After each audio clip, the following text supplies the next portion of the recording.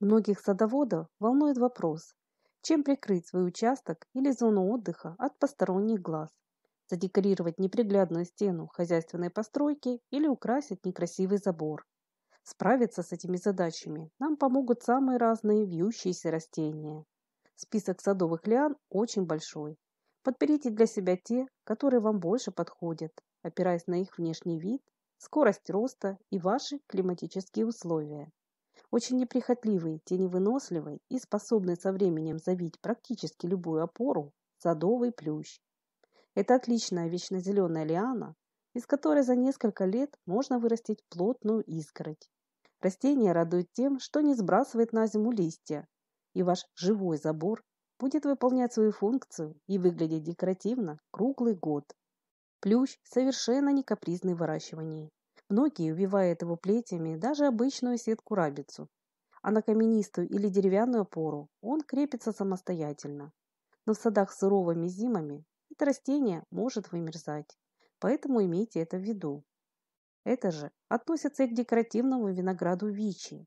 Лиана крепится к основе своими присосками и способна оплетать вертикали высотой до 20 метров. Красивые глянцевые листья образуют сплошную стену, напоминающую черепичное покрытие или чешую. С похолоданиями листва окрашивается в яркие красно-багряные краски. Виноград вичи – это очень красивое и довольно неприхотливое растение, но предпочитают более открытые солнцу участки. Взрослые экземпляры выдерживают кратковременные морозы до минус 28 градусов. Зато винограду девичьему, пятилисточковому, все нипочем. Высокая зимостойкость, скорость роста, супер неприхотливость – это все положительные качества данной лианы. Но у девичьего винограда есть и недостатки. Он дает корневую поросль, которая разрастается на несколько метров от основного растения. Если вас не пугает подобная агрессивность, пожалуй, проще лианы для быстрого и малоуходного выращивания сложно найти. Для садоводов средней полосы отлично подойдет такое растение, как лунно-семянник или даурский плющ. Эта лиана отрастает на высоту 5 метров и украшает участок красочной палитрой листвы. Листья луносемянника периодически меняют окраску от обычной зеленой до лимонной, оранжевой и багряной. Растение радует и своей теневыносливостью. Однако стоит знать, что ягоды даурского плюща ядовитые. Замечательные растения для вертикального озеленения, которые способны создать красивый занавес и увидеть всего за сезон длинный и высокий забор – это мелкоцветковые клематисы. Самые популярные в садоводстве – всевозможные княжики. Из более высоких – это виноградолистный клематис, метельчатый и другие. Но кроме своего активного роста, многие из этих растений склонны к самосеву и распространению своих корневых отпрысков. Кроме клематиса, фаргезиоидес. Именно этот декоративный вид не завязывает семян и не дает поросли. Отрастая за сезон на приличную высоту, очень обильно и долго цветет. В уходе простой и отлично зимует. Если даже осенью срезать его плети на уровне земли, в следующем сезоне лиана быстро нарастит свою вегетативную массу и зацветет. Ссылку на видео про этот клематис я оставлю в описании под этим роликом. Отличную защиту от пыли и любопытных глаз создаст киркозон или аристолохия. Крупную листву этой лианы сравнивают с кожей дракона. Растение не только высокодекоративное, но и достаточно неприхотливое. Растет быстро, поэтому ему сразу надо предоставить прочную опору. Киркозон плотно укроет забор или садовую арку. В тени его листьев очень комфортно находиться в разгар летней жары.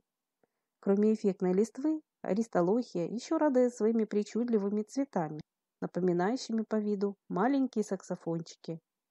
В тени сада хорошо приживутся такие зимостойкие лианы, как гортензия черешковая и схизофрагма. Эти растения предпочитают в меру влажную и питательную почву с более кислой реакцией. Цветут очень эффектными ажурными соцветиями. Листва осенью становится золотистой. Эти лианы отрастают на любую высоту, хотя в первые несколько лет растут довольно медленно. Большие высоты способны быстро осваивать еще одно растение, которое за скорость роста прозвали миля в минуту. Это фаллопия. Данная лиана относится к неприхотливым культурам семейства гречишная. Она поражает своим обильным цветением и считается хорошим медоносом. Всего за сезон фаллопия способна создать густую цветущую ширму. Цветет до октября ароматной пеной из бело-кремовых соцветий. Если вы хотите выращивать не только эффектную живую изгородь, но и полезные плоды, обратите внимание на актинидию и лимонник китайский. Ягоды актинидии вкусом схожи с плодами киви, только меньше размером. Для плодоношения необходимо высаживать пару растений, то есть куст женского и мужского пола, или же выращивать обоеполые экземпляры. Лимонник китайский радует красными гроздями и приятным ароматом. Плоды этой лианы содержат большое количество витаминов и полезных веществ.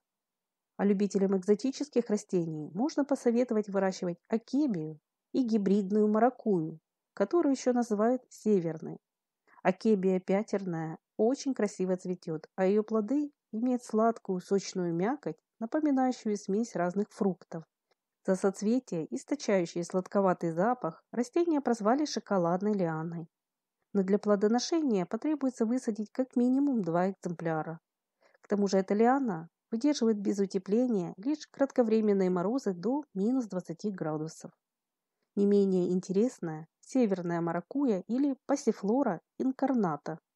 Эта лиана довольно активно растет, наращивая за сезон длинные плети, украшенные крупной листвой и эффектными цветами. После опыления завязываются очень приятные на вкус и запах плоды. Если выращивать маракуйю в контейнере, на зиму ее поросль можно коротко срезать и занести горшок в прохладное помещение. Можно оставить зимовать растения без выкопки и в открытом грунте. Только в холодных регионах необходимо засыпать место посадки высоким слоем мульчи.